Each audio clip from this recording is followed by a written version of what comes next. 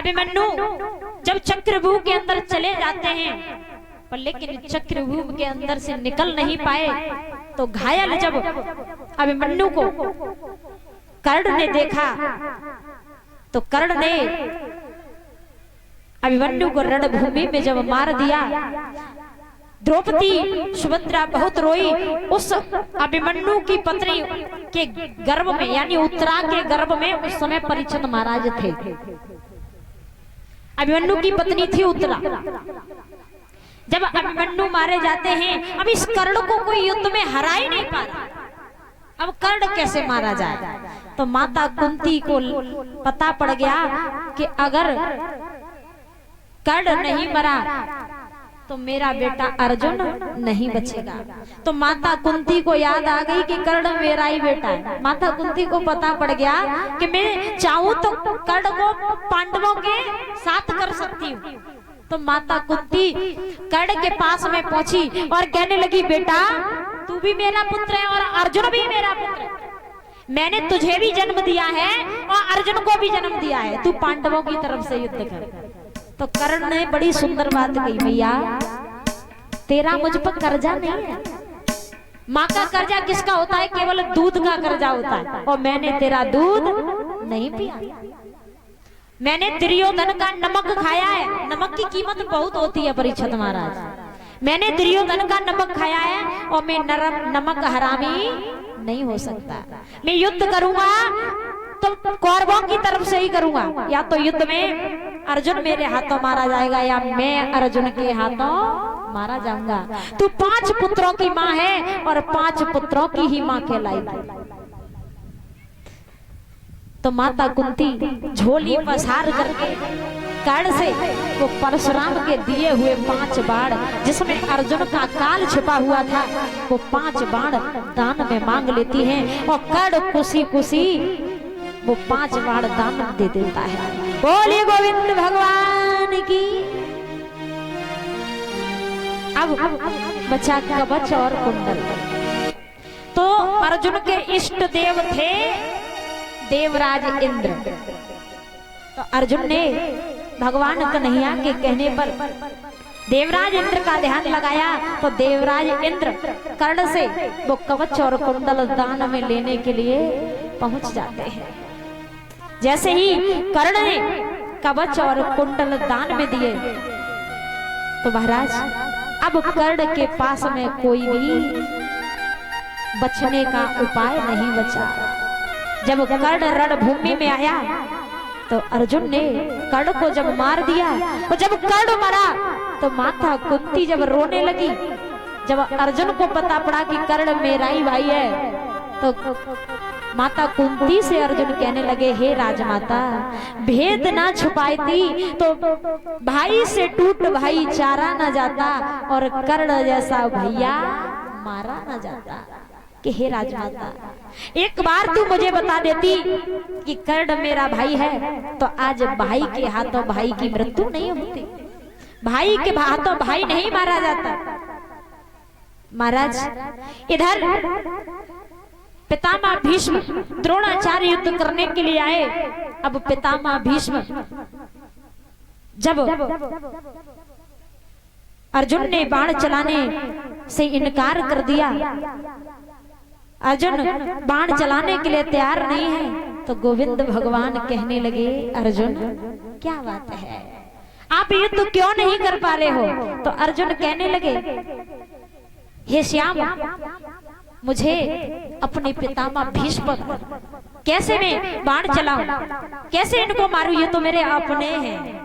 तो भगवान कन्हैया ने बड़ी सुंदर बात कही कि हे अर्जुन, रणभूमि में कोई किसी का नहीं होता है। अगर ये तुम्हारे अपने होते तो ये तुमसे लड़ने के लिए आते ही नहीं। अगर पितामह भीष्म तुम्हारे होते तो युद्ध करने के लिए तुमसे कभी नहीं आते। तो महाराज जब अर्जुन ने बाण चलाए, पितामह भीष्म का शरीर बाणों से छलनी हो जाता है और बाणों पर एक तरह से लेट जाते हैं। भगवान कन्हैया से पितामह भीष्म कहने लगे कि हे श्याम, आप एक बात बताओ मुझे अपने सारे जन्म याद हैं कि मैंने किसी भी जन्म में कोई पाप नहीं किया, फिर आज मैं इस हालत में कैसे हूं? आज मैं पूरी तरह से घायल इस सरशैया पर कैसे पड़ा हुआ हूं? मेरी मृत्यु का कारण बताइए, मेरी मृत्यु ऐसे क्यों आई? अब इसके दो कारण हैं। एक कारण तो वो है, भगवान कन्हैया ने पितामह भीष्म से कहा कि याद करो। अरे तुम जन्म जन्मांतर की बात कर रहे हो, तुम इसी जन्म की देख लो, हम इसी जन्म की तुम्हें बता रहे हैं। जब भरी सभा में द्रौपदी का चीरहरण हो रहा था तो आप एक अबला पर अत्याचार होते हुए देख रहे थे, तभी से तुम पाप के भागीदार बन गए। इसी जन्म की बात, तो आपको तो इसकी सजा मिलनी चाहिए थी। और याद करो, तुमने किसी टाइम पर किसी को तुमने भी घायल किया था, तो आज ये उसी कर्म की सजा है। आज तुम भी घायल हो, जो जैसा करता है वैसा पाता है।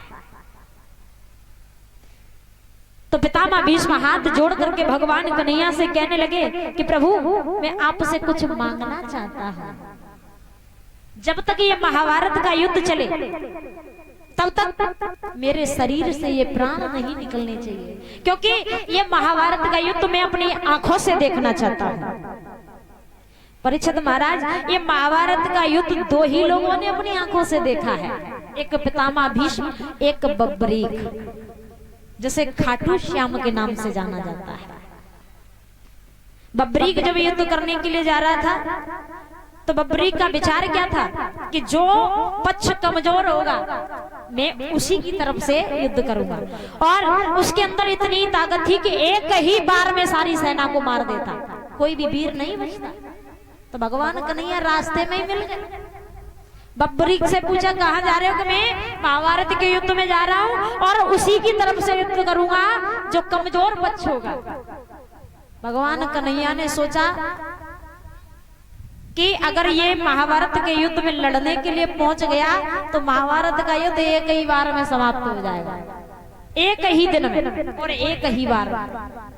तो भगवान कन्हैया ने कहा, मुझे विश्वास नहीं है कि तुम इतने बड़े योद्धा हो। एक वृक्ष था, हाँ, तो इस वृक्ष पर इतने पत्ते, एक भी पत्ता ऐसा नहीं बचना चाहिए कि जो घायल ना, तो मैं मान जाऊंगा कि तुम सारी सेना को एक बार में ही मार सकते। तो जैसे ही बब्बरीक ने बाण चलाए तो भगवान कन्हैया, बहुत बड़े छलिया है प्रभु, बहुत बड़े छलिया है। तो एक पत्ता भगवान कन्हैया के कदम के नीचे छुपा हुआ है और बाण उधर ही जा रहा है। भगवान कन्हैया कहने लगे कि तुम योद्धा नहीं हो, एक पत्ता फिर भी बच गया। बब्बरीक कहने लगा, प्रभु वो मुझे पता है कि कैसे बच गया, क्योंकि भगवान तुमने एक पत्ता तो अपने कदम के नीचे छुपा रखा है, तो वो तो बचना ही था, मैं आपको थोड़ी ना मार सकता।